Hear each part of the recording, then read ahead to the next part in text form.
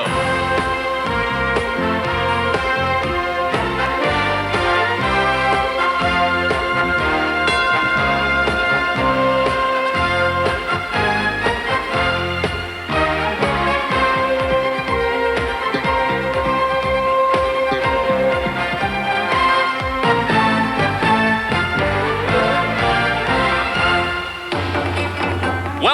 to a city where 24 million footprints daily cover a relatively small patch of turf.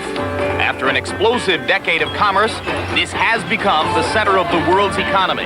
One of the planet's most expensive cities, yet also a city which worships ancient values and traditions. Capital of a land of uncommon beauty and uncommon culture. Among a handful of common interests, one is boxing. And we are live inside Korakuen Stadium in Tokyo, Japan, as HBO Sports presents World Championship Boxing. Tonight, undisputed heavyweight champion Mike Tyson's 10th title defense against the challenger James "Buster" Douglas. It is scheduled for 12 rounds. And a look around inside this soft-ceiling, air-suspended dome, not unlike the Carrier Dome in Syracuse or the Silver Dome in Pontiac, Michigan. In this configuration for boxing, it will seat 63,000 people. There's some debate as to how many tickets have actually been sold, but as you can see, there are many empty seats. By no means a sellout. Attendance may be as low as 30,000 or less. But in ultra-prosperous Tokyo, all of the ringside seats at $1,000 apiece have long been sold. And hello again, I'm Jim Lampley. We at HBO welcome you and the world of big-time boxing back to Japan to test the theory that ticket buyers on foreign shores will purchase what Americans seem increasingly unwilling to shell out for: apparent mismatches for Mike Tyson in defense of his heavyweight crown. With me again now is our HBO boxing expert, ring legend Sugar Ray Leonard. And Ray, we assume that it becomes increasingly difficult for Mike Tyson to prepare for boxing matches that most of us see as non-competitive. You spent a couple of hours with the champion 2 days ago. What was his mood? I tell you, Jim, it's a very interesting setting because traditionally Mike would have a number of people around him. But this particular fight, he's had about a handful of people there. And the reason being, I think Mike Tyson's aware that he's always under the microscope. His performances, whether they go 1 round or 2 rounds, they're highly criticized. So he needs to be by himself in a much more subdued and relaxed atmosphere, and that's what he has now. And of course, the man we like to have with us when we get ready to call one of these championship fights, HBO boxing analyst, the well-versed Larry Merchant. Larry, what are we about to see? Another 90-second annihilation of an ill-prepared opponent? Well, in the important game of expectations, this fight is over before it begins or soon thereafter. You have to remember that just nobody believes anybody can compete with Mike Tyson. In fact, Ed Schuyler of the Associated Press, when he arrived in Tokyo, was asked by a customs official what he was doing here. He said he was here to cover the Tyson-Douglas fight. How long do you expect to work? The customs official asked. Oh, he said, about 90 seconds. The good news is that Douglas has fought his best fighters against the best fighters he's fought, so perhaps we'll get a few rounds. Also, Jim, Douglas has a dog, a beagle named Shakespeare, and I believe that any prize fighter with a dog named Shakespeare can't be all bad. Buster Douglas tells us that his favorite Shakespearean play is the romantic tragedy Romeo and Juliet. Surely if Mike Tyson were asked that question, he would choose something more bloody and violent, perhaps Henry V or Macbeth. Here now, a look inside the violent boxing mind of the heavyweight champion.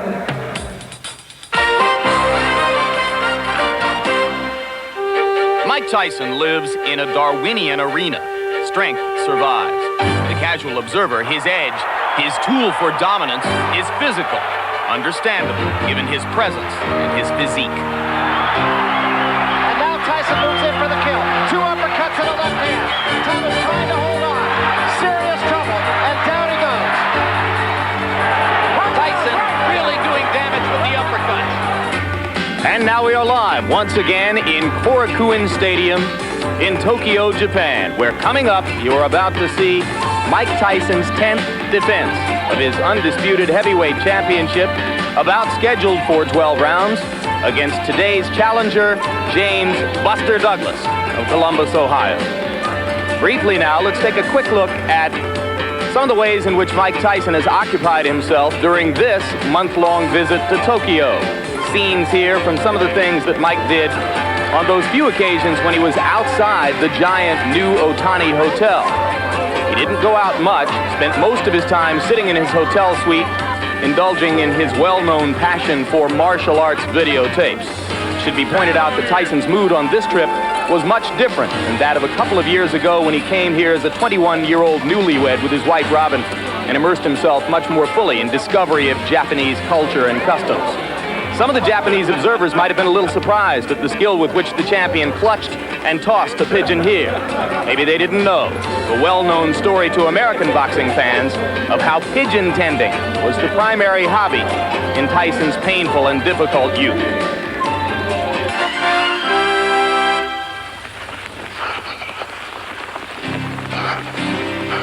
The dream of becoming heavyweight champion is frozen into the icicles on Buster Douglas's face as he runs forward through the streets of his hometown, Columbus, Ohio. Douglas runs not away from his past, but toward his date with destiny. James Buster Douglas's past is a proud one. His father, Bill Douglas, was an excellent light heavyweight who fought several champions in his time. After he retired, Bill devoted his efforts to training his son, James. I was, at birth, introduced to boxing. I had a burning desire to want to fight. I used to, harp on my father about taking me to the gym because he ran that gym. And, he kept me off for as long as he could, and eventually he just took me in.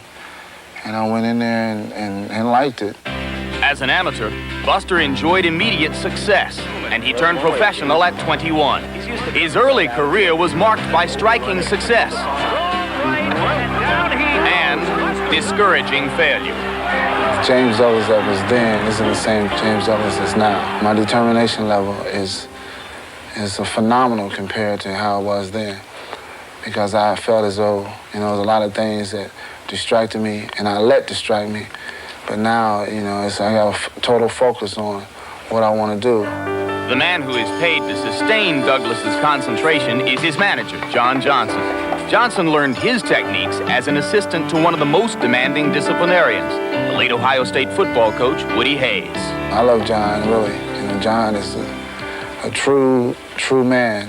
If you got John in your corner, man, you got a good man in your corner, and I do. And, we're not only business associates, we're friends. That friendship is but one reason Douglas remains in his childhood hometown of Columbus. This city is where all of Buster's stories begin, and he takes refuge before a big fight in the places which resonate in his memory. Like his father before him, Buster brings his son, Lamar, to the gym where it all began. First time I ever started boxing, put on a pair of glasses in here. Mount Vernon focus point, Mount Vernon Plaza. See, this is when we first started. First pro fight, grandfather promoted the show, and everybody was seated on the steps here. Then they had a few chairs close by the ring, but most of those were for the boxing commissions. But it was just seating everywhere. Everybody was just seated all around, back all up into there. 6 years later, Buster met Tony Tucker for the IBF heavyweight title. He lost the fight, and his longtime trainer as well. After a series of disagreements, Bill Douglas was expelled. The Douglas family was shattered. Buster's business started from scratch. We were all in the living room, and John pulled out this paper plate and said, well, at this point, this is what we have. What's on the plate? And on the plate was nothing. And he said, but this can turn out to be a tremendous ordeal if we all put our full effort together. Buster has since gone on a 6-fight win streak. And even if some of those victories have been less than Tyson-esque, he has beaten enough of the right people to be ranked number 2 by the IBF. But 23 days ago, a cruel blow disturbed his training. Buster's mother, Lula, died suddenly at age 46. She meant a great deal to me, and I'm going to miss her tremendously. But, just got to go on. People now say Douglas has less chance than ever to win this fight. It's easy to be negative. It's easy to give up, say that, the hell with it. But to be positive and be strong and have the faith, it takes a lot. you know, and I think that by becoming a heavyweight champion, that I would be able to, you know, show the youth here that, you know, it's possible to fulfill your dreams. Tonight, Buster Douglas attempts to live out his dream, a dream which sons of boxers everywhere have shared in common, to be called undisputed heavyweight champion of the world.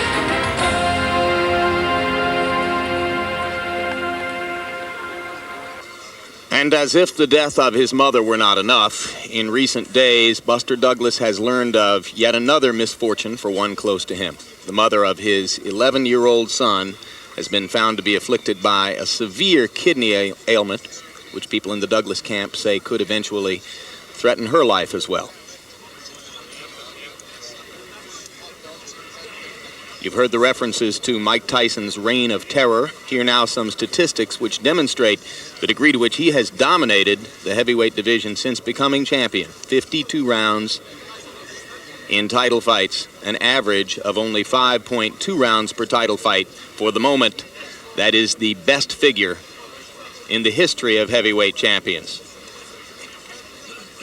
And his career knockout percentage ranks behind only that of former champion George Foreman, the Foreman record of 65-2 with 61 knockouts, including his 19 knockouts in 20 fights during the most recent comeback.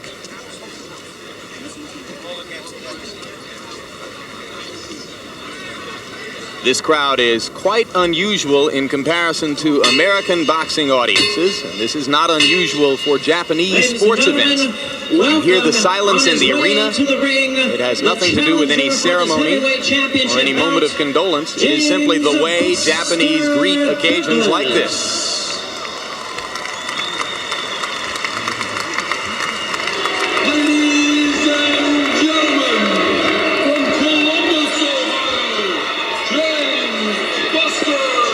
I got you.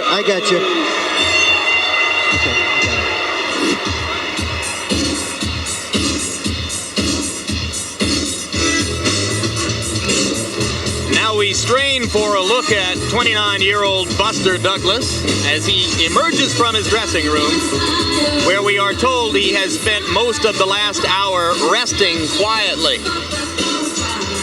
His last fight, a 10-round decision over Oliver McCall, was on the undercard of Tyson's 93-second conquest of Carl the Truth Williams in Atlantic City. You see his rankings, number 2 for the IBF, number 3 for the WBC, and number 4 for the WBA. As a footnote, the number 1 ranked heavyweight contender in all 3 governing bodies' estimation is Evander Holyfield, who is here at ringside, and we expect to be talking live with him at the end of the bout.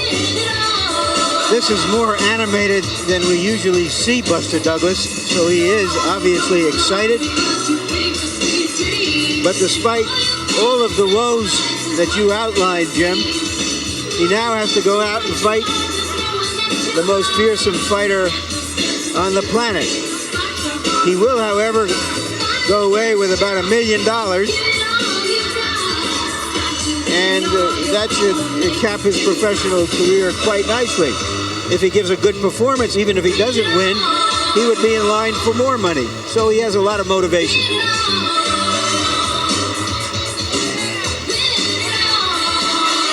And there is the career record of Buster Douglas. 34 official fights. He did fight 1 bout, which was ruled a no contest. 19 knockouts among his 29 victories. And his 2 best victories were over fractional champions for a few days, Greg Page and Trevor Burbick. Look at that weight progression. In his 6th pro fight back in 1981, he weighed 208. 2 years later, he weighed 260. He was over 240 last July when he fought Oliver McCall. He enters here at 230 pounds, which would suggest that Buster's in pretty good shape. Well, I always mention to Buster Douglas that he doesn't have the discipline. He told me this is the new Buster Douglas. And here is the familiar Mike Tyson rushing toward the ring, wanting to get it on and get it over with. Flanked by the entourage, which, as Ray Leonard pointed out, is dwindling in size from fight to fight. Mike has turned this phase of a fight his favorite phase. He calls it like going out on a date. It's finally going to happen. Of course, his idea of a date is wham, bam, thank you, sir.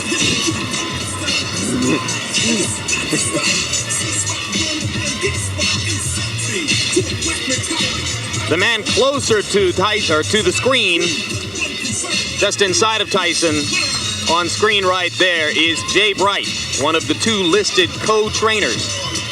Not in sight in this picture is Aaron Snowell, the other co-trainer. They, of course, the men who inherited the role of training Tyson when Kevin Rooney was expelled from the Tyson camp. 37 wins, 33 knockouts, only one decision in a title fight, and that was the 12-rounder with Tony Tucker. Now check it. There was also a 12-round decision over Bone Crusher Smith in a title fight. We have with us a presentation by the World Boxing Association of a Joe Louis heavyweight super belt given to Mike Tyson on behalf of his many successful defenses of the heavyweight crown. On behalf of the WBA, we have the Japan Boxing Commission Chief Commissioner Makoto Hosaka to present the Joe Louis super belt. Mike Tyson doesn't really care about this ceremony in which a Japanese official wants to hand him some local belt.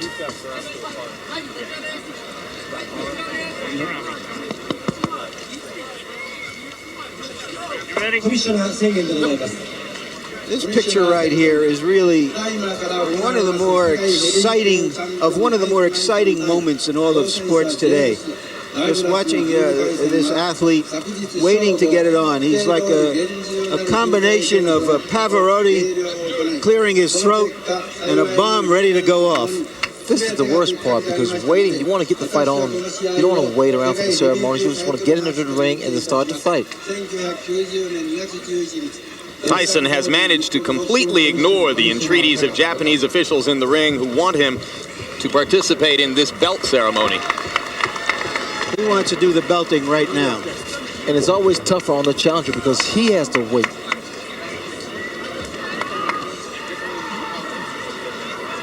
We're told that Mike was, as is often his custom, pounding the wall in his dressing room with his fists in the half hour prior to his departure to come out to the ring. That was the case before his 4-round knockout of Larry Holmes. It was the case before his 91-second destruction of Michael Spinks. Now up to the ring announcer Jimmy Lennon Jr. for pre-fight introductions. We welcome you as Taken Boxing Promotions in association with Don King Productions brings you the main event. 12 rounds of boxing for the heavyweight championship of the world. Introducing the promoters, Mr. Akihiko Honda, and promoter extraordinaire, Don Only in America King. This bout is sanctioned by the World Boxing Association and the World Boxing Council in conjunction with the Japan Boxing Commission. Representing the WBA President Gilberto Mendoza, the Vice President and Supervisor, Dr. Manuel Virgilio Aispurua, and the Chairman of the World Championship Committee is Dr. Elias Cordova. Representing the WBC, we have the President, Jose Sulaiman, the Supervisor, Elias Ganem. Representing the Japan Boxing Commission, the Chief Commissioner, Makoto Hosaka. Introducing to you the officials as they are appointed, the ringside physician, Dr. Kei Suzuki. Timekeeper at the bell, Riichi Hirano. The judges, Larry Rosadia, Ken Morita, and Masakazu Uchida. Now presenting to you the referee in charge of this main event, Octavio Meran.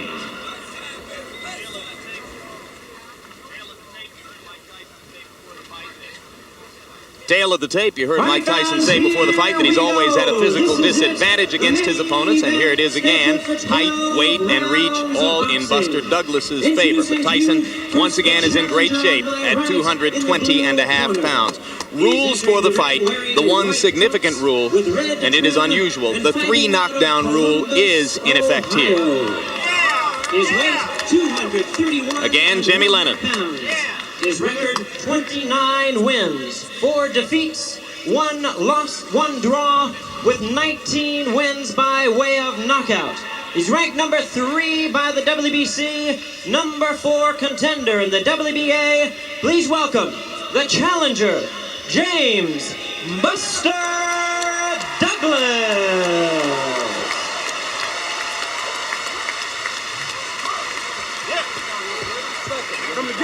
And his opponent, the defending champion on my left, really needing no introduction the world over. He's ready to fight out of the red corner and attired in black trunks.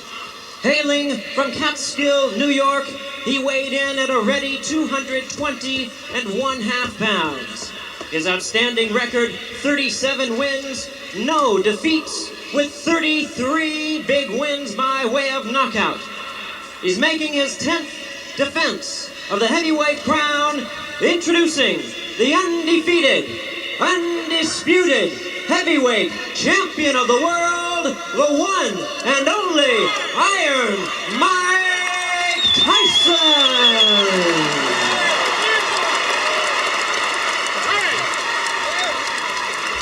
Give me a break, please. Gentlemen, remember the dressing room instructions. Shake hands and good luck, both.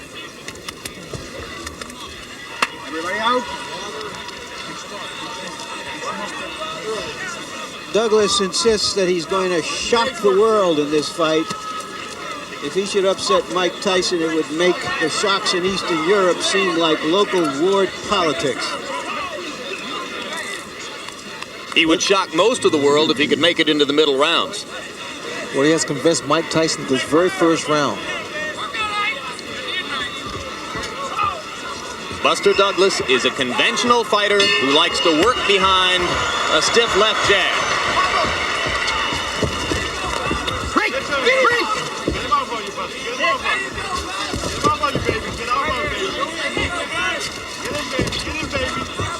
I'm surprised to see Buster moving so well. I mean, I think the weight has made a difference in his upper body movement and his legs. Keeping that jab out there. He wants to tie Mike up every time Mike gets inside. And the problem a lot of fighters make is the fact they drop that right hand of theirs, and Mike Tyson's left hook is no cupcake. Keep in mind that Carl Williams looked pretty loose and relaxed against Tyson until Tyson hit him with a body punch about 45 seconds into the bout. Mike has not yet gone to the body against Douglas here. Well, the left jab of Buster Douglas is incredible because he's one of the few guys I've seen other than Larry Holmes and maybe a handful of guys that can put a guy down with the left jab. So the left jab is the key weapon for Buster Douglas. He fought a sculpted Adonis named Mike Williams on the undercard of Tyson Spinks and floored him twice in the early rounds with the left jab. Hey, both heads.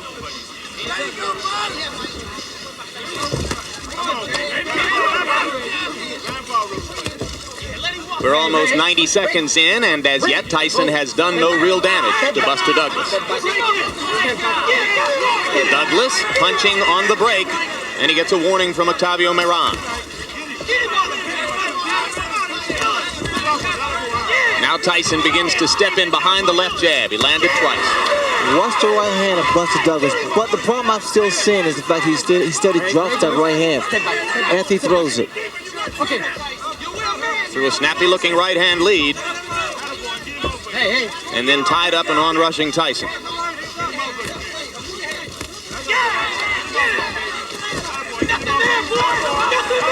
See, Mike has to be careful also because Mike's standing in front of him too. Couple of right hands by Douglas. Tyson landing the jab again, and Mike misses with the right. With taller fighters, Mike has to really work extra hard to get inside. And see, this is to Buster Douglas' advantage. Okay.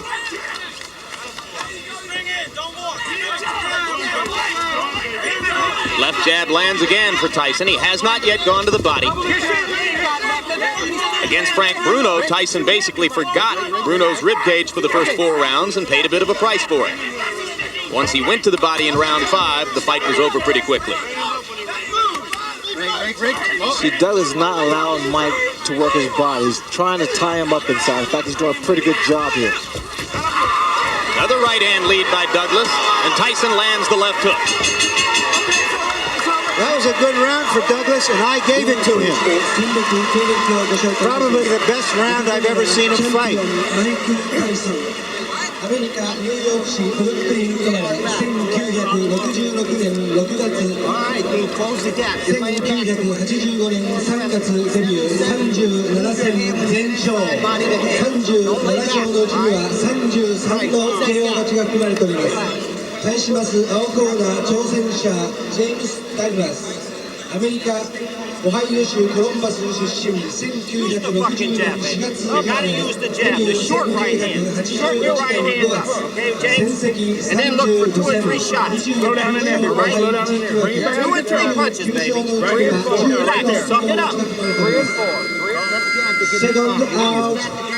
Second out. That was a very docile round for Mike Tyson, throwing only 13 punches. But a number of jabs, but a number of fighters have had good first rounds against Tyson, and that was it. Let's see if Douglas can sustain it, Jim. Keep in mind that Tyson, a little more than 3 weeks ago, was knocked down in training by Greg Page. And there was some talk here that he was not as sharp as he has been for previous bouts. You never know until he's in the ring. Hey, don't do that. Every time that Mike comes inside, apparently Douglas has been doing a lot of watching films because he takes a move. He steps to his right, give him a little angle. Douglas giving as good as he gets inside right there. He outlanded Tyson by punch stack computations, 22 punches to 8. Round Very hard right hand by Douglas inside that Tyson walked right into. And right through, I might add. Left hook by Tyson was partially blocked by the right glove of Buster Douglas. We talked about intimidation before the fight. Douglas has so far shown no signs of being intimidated.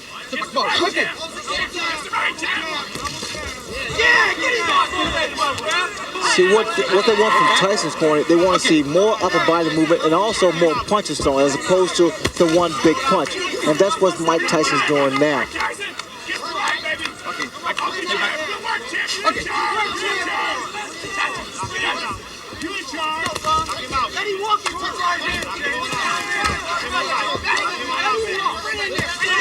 Another right-hand lead lands for Douglas. Douglas not afraid. That is apparent. And what's happening, Douglas started to get his punches off first, which is the key to boxing. You get your punches off first. He's got pretty quick hands for a big man. Well, the lighter Douglas is, the faster his hands are, the more accurate his punches are. Not a lot of power. As Larry referred to when he talked about Tyson walking right through the solid right. I wouldn't necessarily say that because I think Tyson has a pretty good chin, and he's compact. And what's happening, every time Douglas throws a shot, in fact, it was a good body shot by Mike Tyson. First good body shot he's thrown. Tyson keeps that chin tucked in. As you watch Buster Douglas try to tie Mike Tyson up inside, remember that fighters such as James Tillis and Mitch Green and Bone Crusher Smith have thoroughly frustrated Tyson at times with just that tactic. What I'm seeing now is the fact that Douglas is getting Mike Tyson to reach in. When you reach in, that's what happens. Another good right hand and a good right uppercut and two more good rights by Douglas. I don't think I've ever seen Tyson absorb that kind of a 4 or 5 punch combination before in his professional career. Now, Mike is not going on, he's not attacking Buster Douglas, which indicates that there is some respect here. And also a little puzzlement, Ray. He just doesn't seem to know how to go about it. That's another good round that I gave to Buster Douglas. I don't think there's any doubt about that one. Close the gap, Mike. You ain't inside enough. All right? Come on now. Just come in. Be calm. Just like you on the pads. Relax. Same you had me bouncing inside, man. Get inside. Don't lay back, man. Remember, real hard aggression, man. Moving your head to get in there. Now let's take a look at that combination. Douglas firing away. That right was high. Came back with a nice short left, a left jab. Came up with a right and a left that missed. And there he comes back, still punching. Ordinarily, in that kind of situation, Ray, Tyson likes to duck, let the other man fire and finish, and then come back with his punch. And what Douglas did so cleverly was to smother him and not give him a chance to throw back. And that's what I'm surprised about, that Mike has not retaliated after his opponent throws his combination. And listen to these numbers, guys. By punch stat computations, in the first 2 rounds, Buster Douglas landed 52 punches, Mike Tyson 16. Well, I don't know if he's going to shock the world, but Douglas has shocked me so far. Mike Tyson now is really furious now. He's really rushing this man coming in, but they may fall in the hands of Buster Douglas. Good left to the body by Tyson. That's the kind of blow which has done a lot of damage to previous challengers. You hear his corner, Tyson's corner saying, be smart, work your way in. Another good right, but Tyson comes right through it. Douglas still outlanding Tyson, out-throwing him. Again, Jim, the yellow from Tyson's corner is to work your way in, not to walk in there because that jeopardizes you, put you in a lot of trouble. Douglas accurate with the jab. Miran telling him not to hold and hit. No. Now what Douglas can't do, he can't allow himself to get frustrated and try to exchange with Tyson. That could be fatal.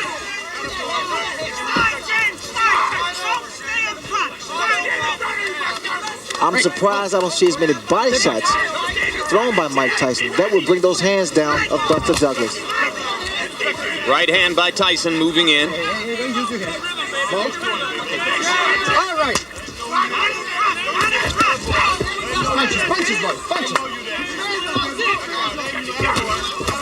Left and a right by Douglas. Tyson seems a little more precise in this round as he tries to move in, but it is still Douglas who is throwing and landing more often. Working behind the jab, as is his custom. Those right-hand leads have been very effective. They have been, but also you got to get those hands back up.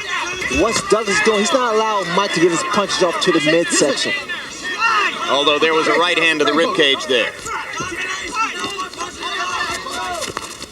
Again, the yellow from Tyson's corner combination, not one punch. And that's why Douglas is able to get his combinations off, because he's only expecting a one-punch retaliation.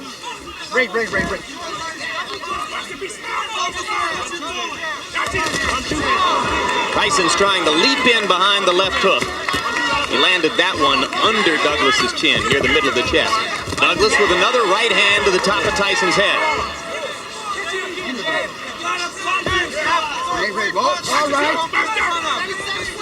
Again, Tyson's corner yelling, you've got to punch inside. No, don't do that. All right, no, hey. Good solid left jab by Douglas. Tyson grazed him with the right.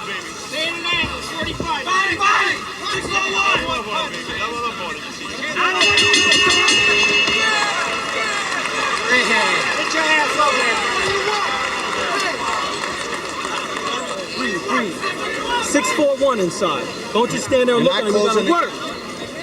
You're not closing the gap, Mike. You got to get inside by jabbing and moving your head. When you get in the inside, you got to punch. All right? Come on, Mike. Punch, Mike. Jab, overhand right, come back into your foot. Okay? Relax. You're too flat-footed in there. All right. Okay? Trust in what you know. Do it. Let it go.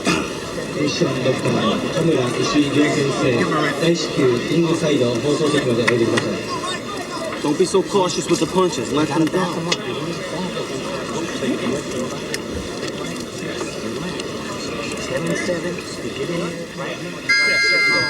Don't sit there and look. Stay here. Yo, keep sweet. This is the first time since Kevin Rooney hasn't been with Mike Tyson that he's needed some answers from the corner. Let's see if he's got the right answers. They're trying to make him just fight, not look to just wing big punches, expecting Douglas to fall the first time he lands something. And the man who does most of the talking in Tyson's corner and who leans forward to whisper in his ear is Aaron Snowell. If you watch what Douglas is doing now, he's trying to double that jab up. And see, the second jab is not really hard, but it blinds you for a fraction of a second. That's when you drop the right hand. And you notice Douglas is trying to throw not just one jab, but two jabs.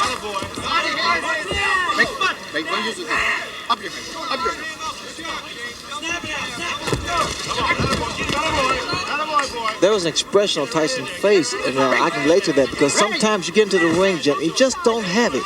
Things just don't click in. And maybe that's what he's feeling now. He's just not on. Well, we're in round 4, and a lot of ringside observers didn't expect the fight to go this far. It should be pointed out that stamina has been a problem for Buster Douglas throughout his career. And in the last 2 weeks, he's been bothered by respiratory illness here. Was taking penicillin just this past week and antihistamines. You have to wonder how far he can go at this level of effectiveness.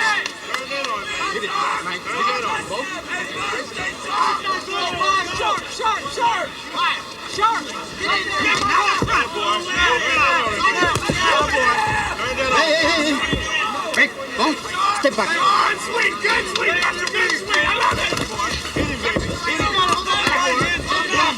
Douglas still landing the jab and then stepping away. Tyson seems less aggressive than is normally the case, perhaps a little frustrated. Well, Buster Douglas definitely is inspired because of the tragedy, the passing of his mother. And reminds me of when Howard Davis' mother passed during the 1976 Olympics. It really motivated him because he was doing it for Mom. Everyone in Douglas's camp said that would be the case today. He was extremely close to his mother. Right hand by Douglas right on Tyson's chin. The double jabs, especially with a big man, is difficult to penetrate. Always difficult to penetrate. Critics of Tyson say that since the departure of Kevin Rooney, he has been increasingly easy to hit. There's very little head movement here today. I wouldn't necessarily agree with that. Mike Tyson is Mike Tyson. Mike Tyson's a natural fighter. You don't think that the loss of Rooney as trainer has made any difference? I don't really believe that. But one thing about it, I guess that must be a little contradictory, but normally to keep the same family, it's always a plus. But then again, sometimes you must change. As you did. Yes. Good left hook by Douglas Douglas. again with a left and a right. And now Tyson lands a right hand and backs Buster up, but here he comes. Mike throws punches. Mike is dropping his hands, which is very dangerous. Well, if Mike Tyson, who loves pigeons, was looking for a pigeon in this fight, he hasn't found him. You gotta use that 7 to get inside, Mike, to back this guy up, and you gotta move that head. All right? Get that rhythm. And there, of course, is Evander Holyfield, who has a guarantee of $12 million to fight Mike Tyson in June. And right now, that $12 million isn't in the bank.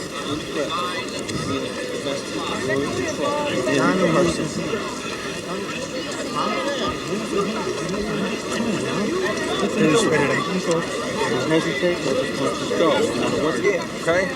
Come on, you want all 4 rounds. You got to hold your concentration. Now you'll come back. Everything will be there. Everything will be there, champ. Come back, okay?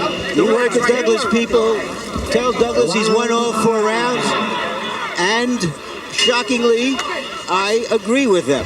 Trainer J.D. McCauley and manager John Johnson very calm in the Douglas corner. He's thrown 114 jabs in the bout, and by punch stat computations, he has landed almost half of them. Extremely effective working behind the left jab, Buster Douglas. Now Tyson lands a jab.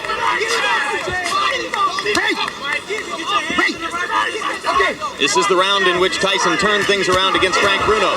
Right hand by Douglas lands again. He's been very quick with it. No, Mike, no. Douglas get the breathing here. Very smart. Very, very smart. He throws his combination. Then he ties him up. There's just no head movement there, Ray. Mike is a stationary target for this guy. Well, that's the reason his corner is so petrified, because they see that Mike has become some of a stationary target directly in front of Buster Douglas. That's why the right hand's been hit landing. Okay. Now, this is totally uncharacteristic of Mike Tyson. He's right there in front of his opponent, not doing anything, just reaching in. There's that right hand again. It's going to happen every time.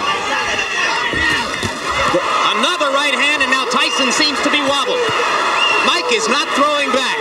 Buster Douglas is completely dominating this round with jabs and right crosses. What's going to do some damage now? Buster Douglas throw an uppercut. Tyson leaps inside with a left hook. One punch at a time, though. That's all he's throwing. There's the uppercut. Absolutely, the opening is there. Buster Douglas is so relaxed, and this should save him in the later rounds if it should go that far. No. It appears, Ray, that Douglas is fighting a master fight in the geometry of the fight. Every time that Tyson appears ready to throw, he either ties him up like he just does, or he just backs off a little bit and ruins his timing. Thus far, he's fought the perfect fight because he's not being a stationary target, although he's not really running around. There's a lot of swelling above Mike Tyson's left eye, and it is partially closed. And that is from the right-hand leads that Buster Douglas has landed almost at will throughout the fight. That left jab of Buster Douglas is a measuring stick. Very strong. Once you come out, and then he drops the right hand. Well, I think you'd have to say this is the most trouble Mike Tyson has ever been in at this stage of a title defense. This is the most trouble Jimmy's ever been at any stage of a title defense. Now, Mike doesn't get hit by lead right hand. That's another round for Buster Douglas. And he even dominated the exchange after the bell. You remember at the top of the show, I said the good news is Buster Douglas always fights his best against the best opponents. This is even better news than that from his point of view. And he has swelled up Mike Tyson's eye and is dominating the fight right now.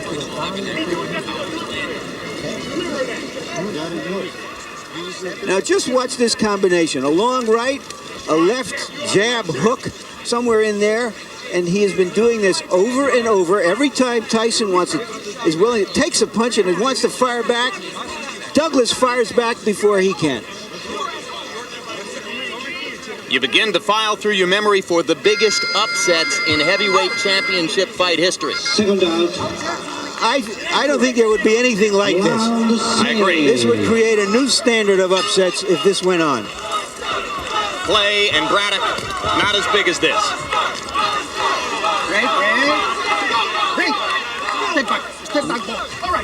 Question is the stamina of Douglas, as you've pointed out. Stamina has never been a problem for Mike Tyson opponents in the past. And I would question the stamina of Buster Douglas at this kind of pace, Larry, but again, he is so relaxed in there. By punch stat computations in the 5th round, Buster Douglas outlanded Mike Tyson 3-1, 33 punches to 11. If anything, his dominance is increasing. Again, the lead-off rights, I'm very surprised they are landing like they are. Tyson landed an uppercut inside.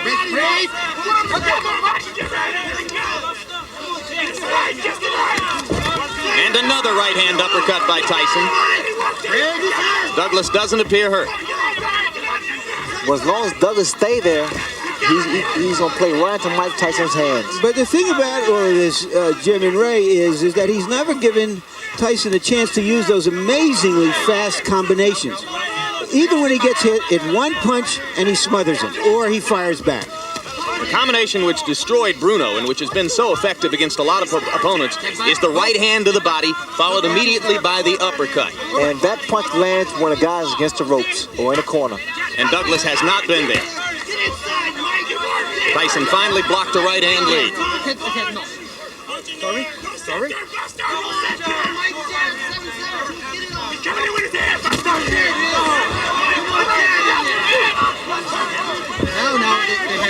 Little more peekaboo defense from Tyson now as he is clearly aware of the closing left eye. And that becomes a factor, especially for the very first time. Experience plays a major role in that kind of handicap. One of the things that his great mentor, Cus D'Amato, used to tell him was, it's no virtue to get hit, keep your gloves up. And Mike Tyson in recent fights, which have been so easy for him, has forgotten that advice and has kept his hands down. Now you see he's so worried that he's gone back to what was called the peekaboo style of defense. He's got his gloves back up again. All right. What I don't see is the upper body movement from Tyson, and that's why Douglas is able to land those kind of punches. No head movement. Tyson winging inside with a left and a right. Douglas again ties him up. Lead off right once again. Mike needs to pick the tempo of the fight up. He has to make Douglas work. So far, he has not done that. Douglas not quite as quick and active in this round as he has been in previous rounds, but there's very little drop-off. And the champion looks frustrated. Missed with the leaping left. A confident Douglas goes back to his corner, well ahead on points, you have to assume. I gave that round to Tyson, the first one I have. You're still laying on the outside on this guy. You got to back this guy up, right? You got to go to his body. Once you get inside, you got to punch, Mike. You definitely got to punch when you get in there, all right? When you get inside, don't look to hold. Use your hands. Set on your knees. You got your 2 punches. Grease, give me some grease. Grease. Just the right hand. Come on, why don't you do now, baby? Stay alert. It's your fight, your show. You understand me? Grease, baby. You got it won. Just stay in control. Just stay alert. Control. This fucking guy's scared to death. That jab, Put your shit on him. that jab's a shot, baby. The jab right hand. Yeah.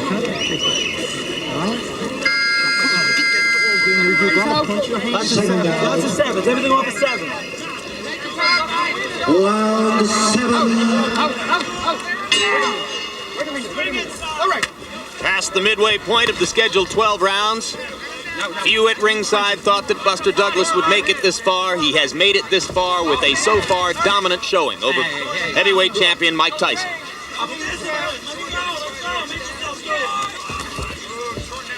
If this fight was being held in the States, the crowd would be in an uproar right now. Here they are eerily silent. Douglas continues to outland Tyson at close quarters and then to tie him up. It has made an enormous difference in the talent of Buster Douglas by shedding off those pounds. He's so much quicker, he's so much agile, and he's so much accurate now.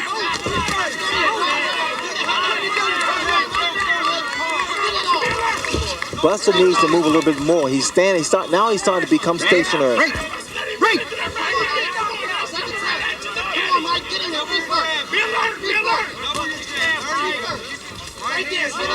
No, punches. Great. All right.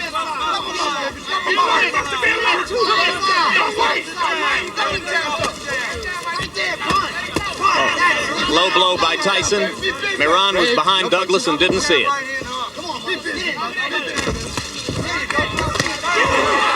Douglas with another right hand, looping over the top. It's a great tempo for Douglas. Notice his hands are down.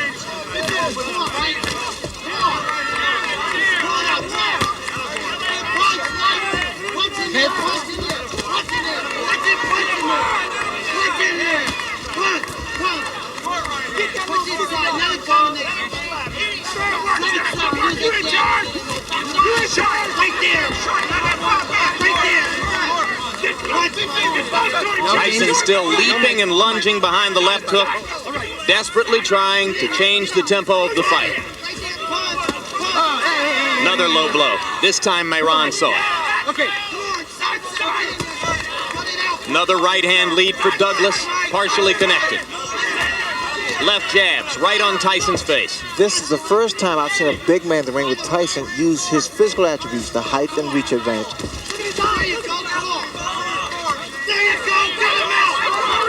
Tyson's corner liked what it saw with the left uppercut. It was almost 25 years ago when a 7-1 betting underdog named Cassius Clay thoroughly frustrated and whipped a Sonny Liston in Miami Beach at a time when Liston was regarded as invincible. You have to go back that far to find something this shocking in a heavyweight title fight. No combinations by Mike Tyson.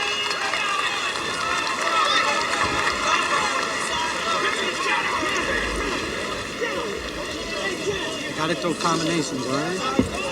All right, don't relax. All right, you're down. You're down on the floor, right? Okay, you gotta gut this motherfucker.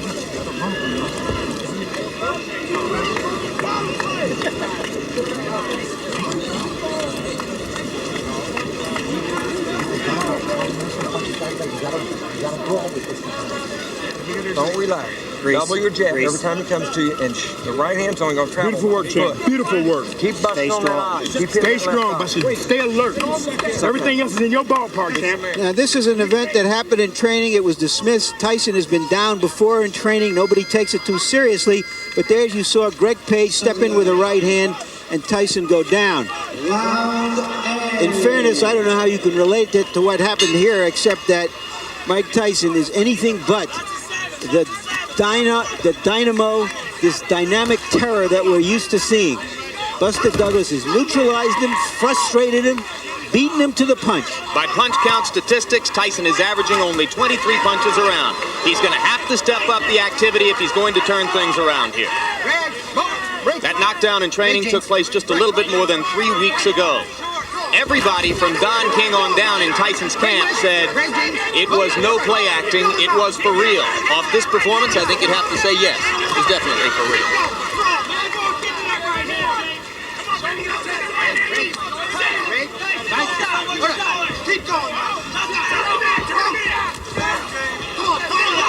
The graphic you saw between rounds demonstrated the huge disparity in jab effectiveness. Buster Douglas thoroughly dominant in that department so far. Another solid straight left jab right to the middle of Mike Tyson's face. I'm watching the legs of Buster Douglas. There's a lot of spring into his legs, which means there's a lot of life to his legs. We're in the 8th round, folks. A heavyweight champion regarded as completely invincible in these circumstances is in big trouble. Get it on! Come on! Right there! Punch it out, Jeff! Don't relax, Jeff! Don't relax! Give him back! Put your head! You got it! Work in there! Come on, Mike! Fight! Right there! Don't let him walk! Come on, get it out! Get it out! Right there! Hey! Did you imagine Buster Douglas, undisputed heavyweight champion of the world? Well, it's not over yet, Jim, but I tell you, he's put a good account of himself up. It boggles the mind. Well, he's asking some questions of Tyson that Tyson hasn't been asked before. In the second half of a fight, he's got to come back and win it. Look at the punches. These right-hand leads are not diminishing in effectiveness, guys.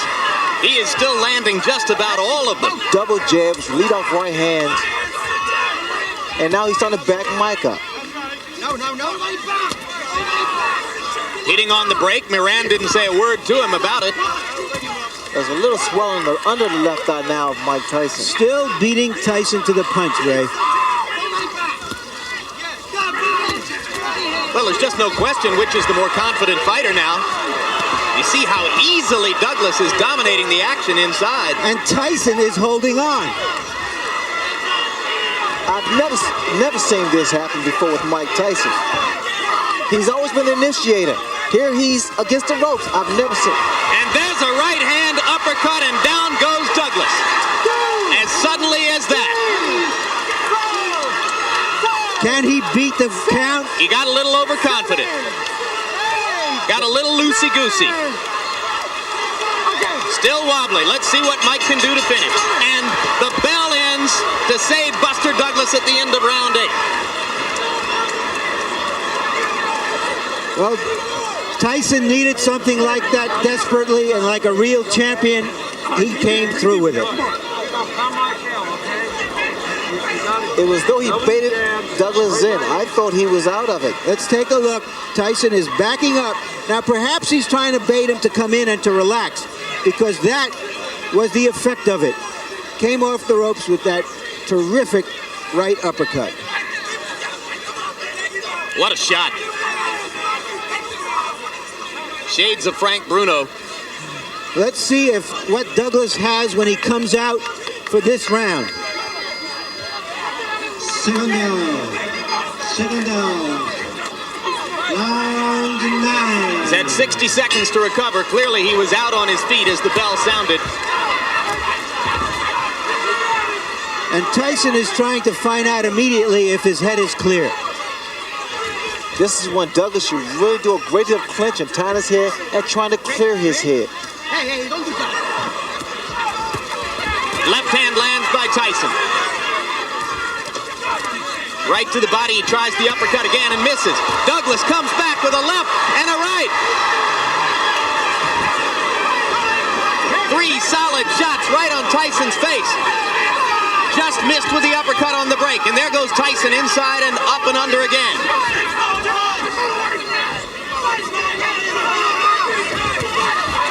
Solid right cross. Douglas wobbled again.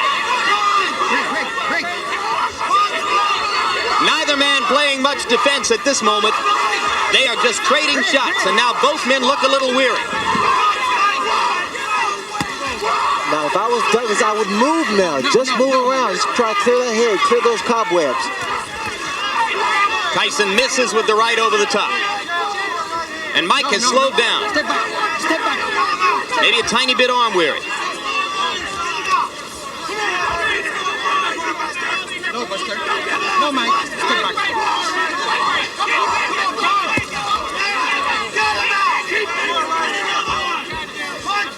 This is high drama, and the crowd here is greeting it by and large with stony silence. Probably disbelief, Jim. They came to see Godzilla, and the wrong guy appeared to be Godzilla until that knockdown. The left eye of Mike Tyson's nearly closed now. Shades of Ray Leonard against Tommy Hearns. Douglas coming back with a left and right. Tyson is wobbling. Tyson needs the ropes for support. Douglas wailing away. Without the ropes, Mike would have gone down. Plenty of time left in the round.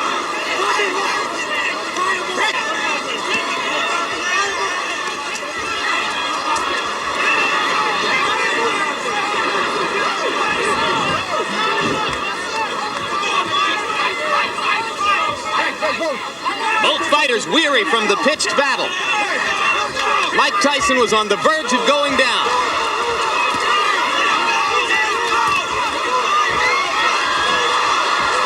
And again, the champion wobbles back to the ropes.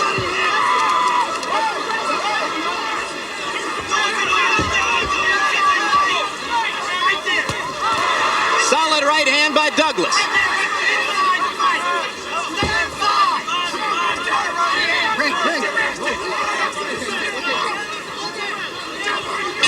The most action-filled, heavy punching exchange round of Mike Tyson's career. And Mike Tyson is hurt, his eye is closing, and he is behind in this fight.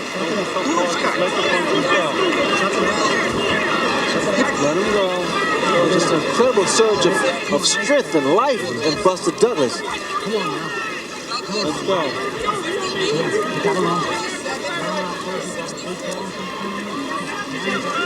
Let's take a look. 2 lefts, and just Buster Douglas is just going at him. And what he's doing is what other fighters who have had Tyson in trouble have backed off to admire their work. And when he got him in trouble, he went at him.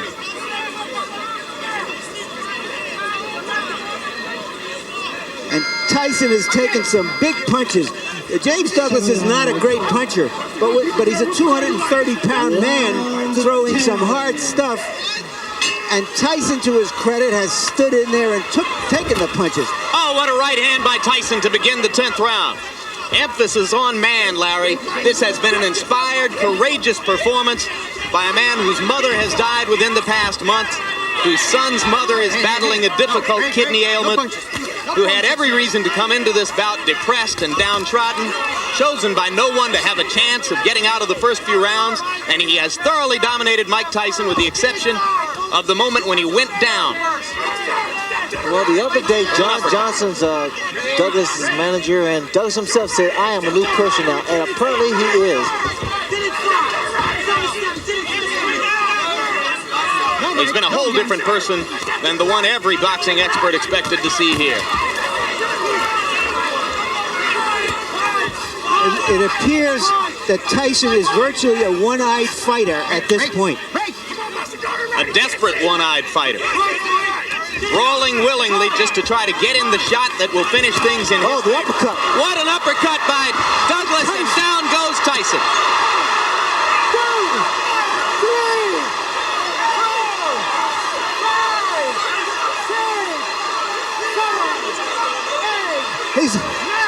It's over. It's over. Mike Tyson has been knocked out.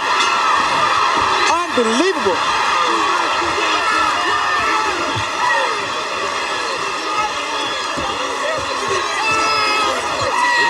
This makes Cinderella look like a sad story, what Buster Douglas has done here tonight.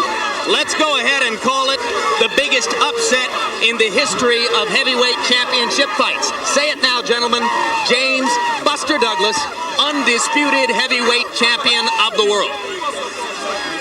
I would be willing to say it's the greatest upset in boxing history. There seems to be a little pandemonium here. In Las Vegas, they wouldn't even put up any odds on this fight. And suddenly, Mike Tyson, perceived as this giant monolith, has been reduced to being another heavyweight champion who got defeated.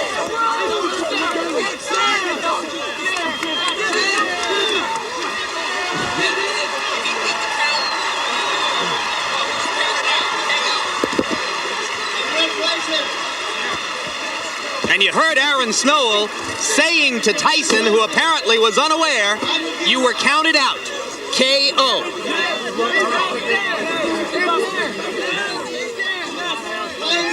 This victory for Buster Douglas could not have been more richly deserved. Well, Douglas did well. A lot of guys have done, a few guys have done in the past. They've hurt Tyson and didn't take advantage of it. Buster Douglas, inspired by the death of his mother, came on very strong. He had Tyson in trouble a few times, the uppercut.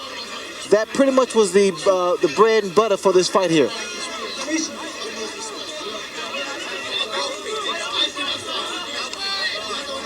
It wasn't just the power of the punches, but it was the accuracy and the number of punches that Buster Douglas threw. Sustained accuracy all through the bout. For 10 straight rounds, he was sharper and crisper and more accurate than the champion.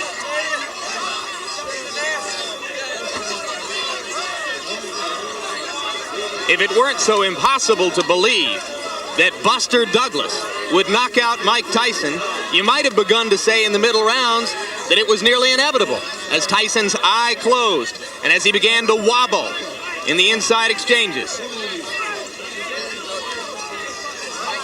But nevertheless, given the history of the champion, you continued to wait and wait for the moment when he would, with sudden fierceness, be able to turn things around. And he did knock Douglas down with an uppercut at the end of round 8. But Douglas came back to outclass Tyson in face-to-face exchanges throughout round 9. And then in the 10th, he took over once again and finished Tyson with the combination you saw. That was the turning point, Jim, when he was knocked down in the 8th round, Douglas was, and he came back strong in the 9th round. A heart as big as Japan's economic power. 23 seconds in round number 10. The winner by way of knockout and new heavyweight champion of the world, James Buster Douglas. Hey, let me up here.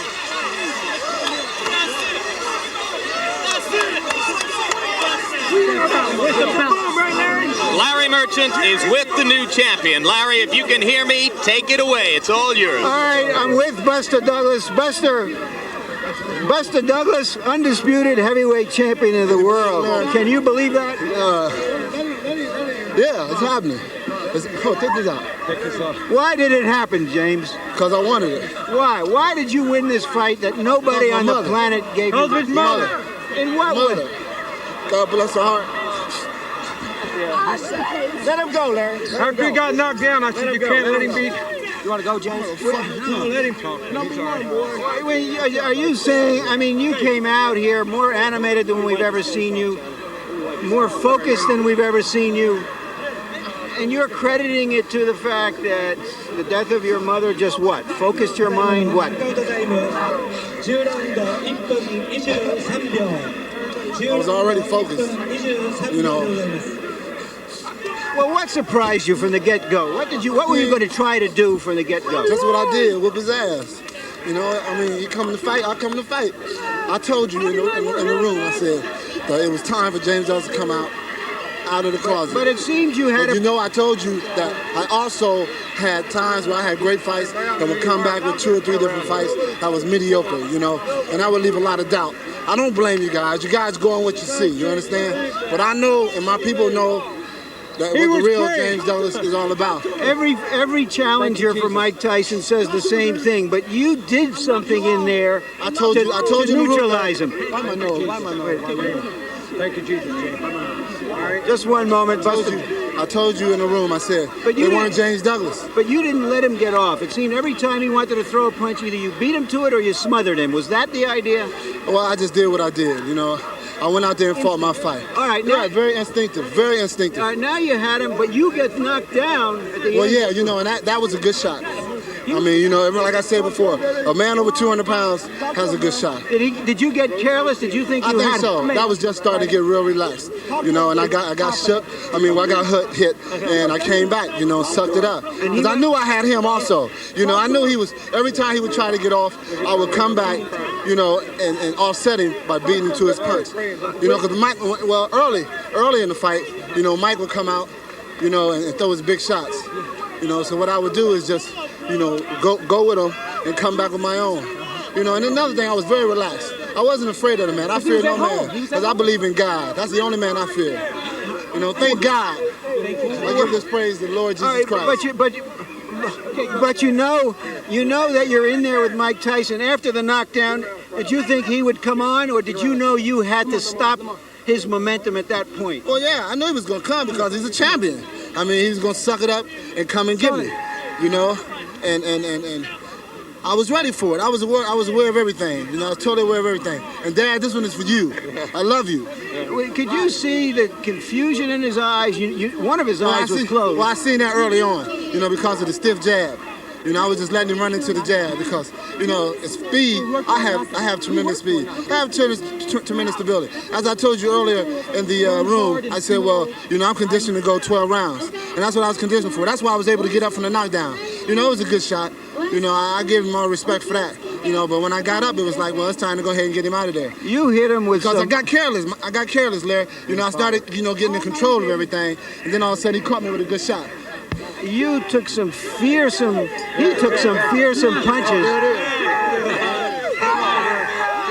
Yeah. This is a dream, Larry. This is truly a dream. I swear to God, this is a dream.